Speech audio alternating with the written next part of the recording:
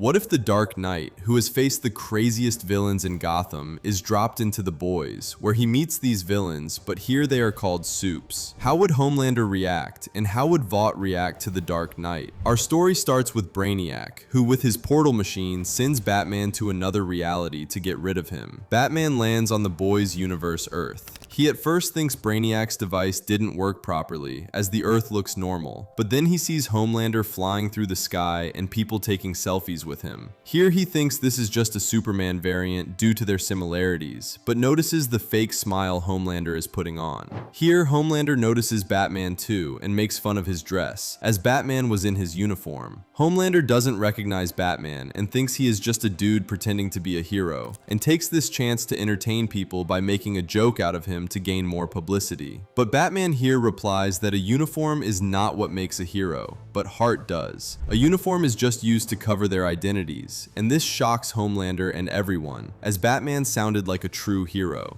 Batman then throws a smoke bomb and leaves. Homelander tries to find him, but Batman has done assassin training and can easily slip through someone like Superman, so slipping through Homelander was no big deal for him. Batman here removes his costume and starts researching about this world, and his mind is blown away by the amount of humans with superpowers present in this world. He digs deep into organizations like Vought and is sure that these supes are being made in labs and are not just born with superpowers. He also finds the superheroes of this world quite shady, because all of them seem to be like actors pretending to be good and hiding their real character. He decides to find out the reality by infiltrating Vought and hacking into their database. He here makes fake documents and applies for a PR team manager position, and due to his high IQ and the research he did before coming here, he is selected. Batman here starts digging into their database and starts finding out their realities and all the cases registered against supes since the 90s. Batman is shocked as hell seeing the atrocities, genocide some of these supes are responsible for, and decides to finally help out this world. He infiltrates the secret lab of Vought and starts taking their research papers and finds out about Compound V. Just then, Black Noir, who had been following him for a minute, decides to attack him, thinking he is just a normal detective trying to expose Vought. But Batman already knew Black Noir was chasing him and brought him to a location with no cameras. Here they both start fighting, and Black Noir, although he is stronger than Batman physically, is still getting beaten up. This is all thanks to Bruce and his aggressive training. Batman, although a normal dude, is in peak human condition.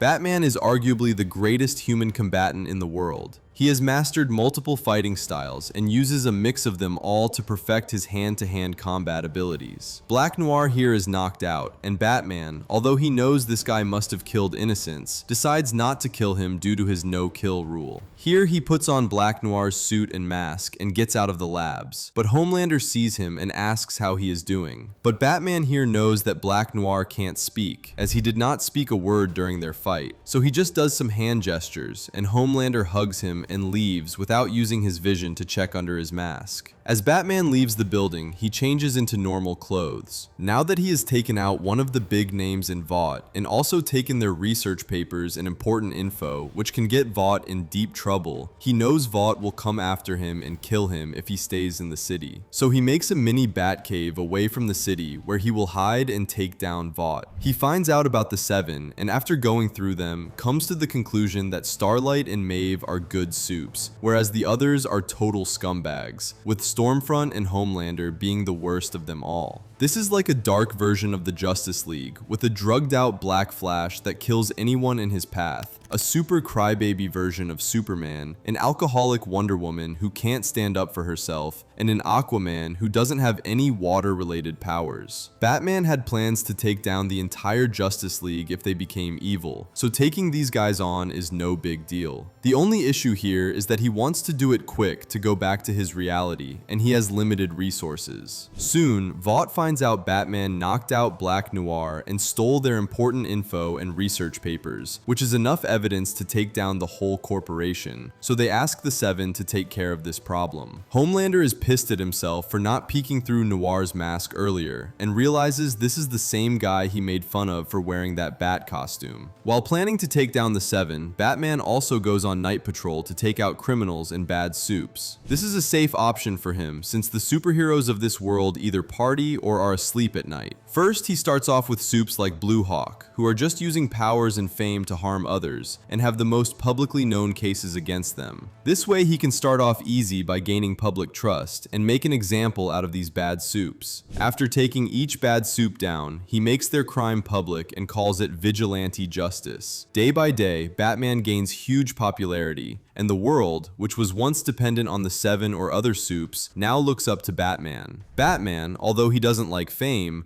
still likes the fact that people are now opening their eyes to these bad supes and are realizing how misleading some ads are, and that they have always been too forgiving and carefree about the allegations against these supes. Soon, Starlight tells the boys about what Batman did in Vought and how he has important info on Vought and can help the boys take down the Seven, including Homelander. The boys start looking for him but can't find any lead on Batman, as he is way ahead of everyone and doesn't leave behind any traces at all. As they return to their base, they find Batman, who found them before they could. They try to recruit him, but Batman here recruits them instead and becomes the leader. Batman promises them that he will make this world supe-free, which makes Butcher smile and Starlight and Kimiko get scared. But Batman clarifies that not by killing them all, but by erasing everyone's powers and punishing the bad supes. He takes them all to his mini Batcave, and there explains the first part of the plan is to recruit scientists from all over the world, including from Vought, willingly or unwillingly. They start by kidnapping Vought scientists, global scientists, and even kidnap Victoria Newman's husband, who, unlike the main timeline, agrees to do the dirty work since this is not going to kill his daughter and wife. All the scientists are put to work to come up with a way to burn the V2 out of supes and their blood. Whatever sample virus they produce, Batman takes it out with him on his night patrol and uses it on bad supes as test subjects, and notes down the results, giving them to the science team. Day by day, they come close to making the virus a reality, but Vought, on the other hand, is also playing no games, and with satellites they manage to track down Batman and his Batcave location.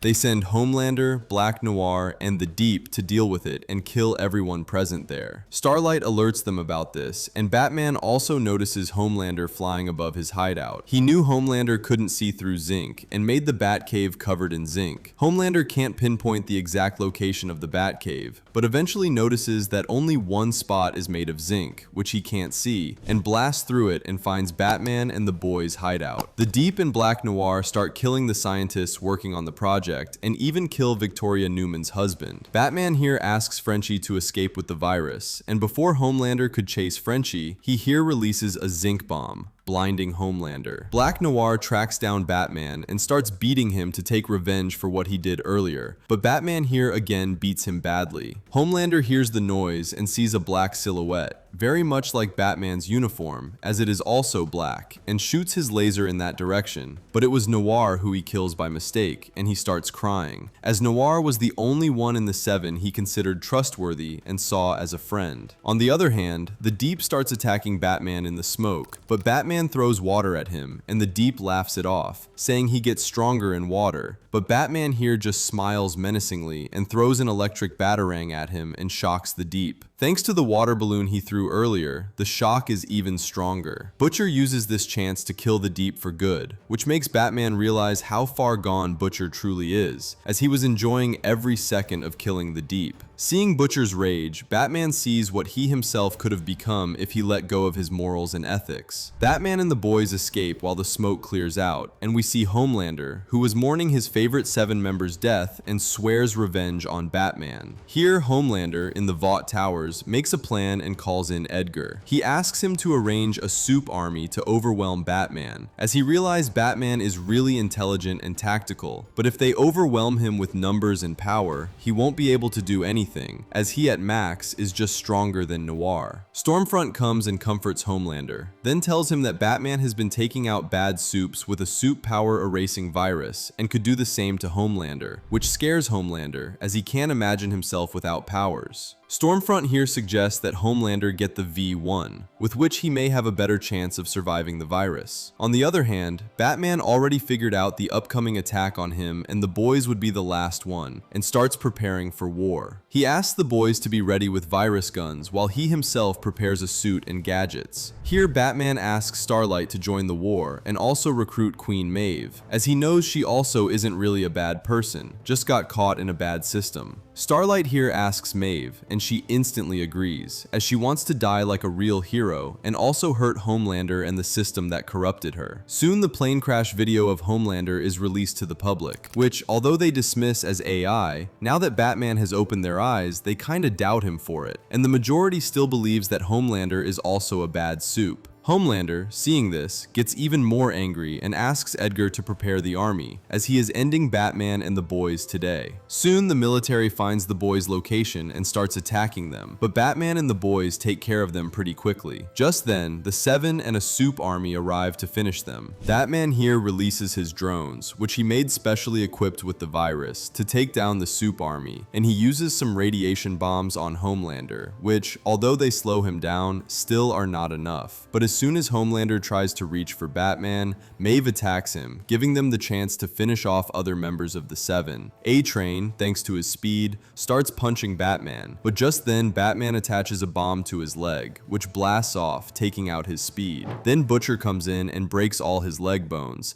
and before he could kill A-Train, Batman stops him and just asks him to use the virus on A-Train. On the other hand, Kimiko and Starlight are fighting Stormfront, and thanks to the rubber suit Batman made for them, they are immune to Stormfront and her lightning. They easily subdue her and use the virus on her, knocking her out for a few seconds, but she gets back up, shocking everyone, and they realize the virus doesn't work on V1 soups at all. This makes Batman realize that Homelander has taken V1 for sure, and that is why he is even facing them. So seeing no other way, he asks everyone to kill off the V1 soups as soon as the virus knocks them out. Batman here gets into his armored bat suit, which he specially designed keeping Superman in mind, and knew if it can tank Superman, then it can for sure take on Homelander. Maeve, who here is losing badly to Homelander, is saved by Batman, who starts fighting Homelander. Even though physically this suit still might be weaker than Homelander, with his fighting techniques, Batman is able to make up for it and starts beating Homelander badly. But just then, Homelander takes Batman into the sky and drops him from there, knocking him out for a few seconds. Then he tries to rip the suit apart to kill Batman, but then Butcher comes in with his Temp V2 powers and stalls Homelander, giving Batman the chance to get up and start beating Homelander too. But Stormfront here, seeing Homelander get beat up, uses her full power and knocks out both Starlight and Kimiko and goes for Batman. Now that he got to know that this virus doesn't affect V1, he uses a backup plan. He injects some virus into Stormfront's eyes, and it makes her think the soups are the villains here, and she starts beating them as it has jammed all her senses. She kills a lot of soups, as she herself is pretty strong. Homelander tries to knock her out but can't, as her electricity damages him too, so he has to kill her and regrets doing that, as she was the love of his life. Homelander here loses his mind and starts attacking Batman, who is wearing a suit he designed for Superman, and here Homelander is not able to do much, so he tries to rip the suit apart, but Batman calls in for Maeve and Starlight. Here Starlight blinds everyone, and Maeve starts beating Homelander with the last of her strength. Homelander unleashes his full power and kills off Maeve, but before he could go for Starlight and the others, Batman here throws some zinc smoke bombs at him. But Homelander is already irritated with this and starts shouting Batman's name. But this was Batman's plan all along, as he uses this chance to throw some mini radiation bombs into his mouth, which he swallows, and they blast inside him, injuring him heavily. Homelander realizes he is gonna lose, so tries to run away, but Batman pulls him down by his cape and asks him to apologize on camera for his wrongdoings, and he agrees and starts apologizing for all his horrible crimes. Listening to all of this, Batman realizes that Homelander is far gone, and there isn't a prison in this world that can keep him, because as soon as he recovers, he will break out and kill lots of innocents, and Batman won't be there to stop him. Batman here goes for the kill, but Butcher stops him, knowing Batman is going to break his no-kill rule, and instead becomes the one to kill Homelander for good, finally ending the reign of the #1 hero and taking revenge for his Becca. All the bad soups are now put under arrest and will be under strict supervision, and ones with V2 will be stripped of their powers. This world has now realized how dangerous and greedy these soups can become, and now doesn't put them on a pedestal. A few days later, Dr. Fate and Superman arrive to rescue Batman, who before leaving warns the soups that the day another soup tries to use his power for evil, the Dark Knight will return. If you enjoyed this video, make sure to subscribe to the channel for more fire content. Peace out.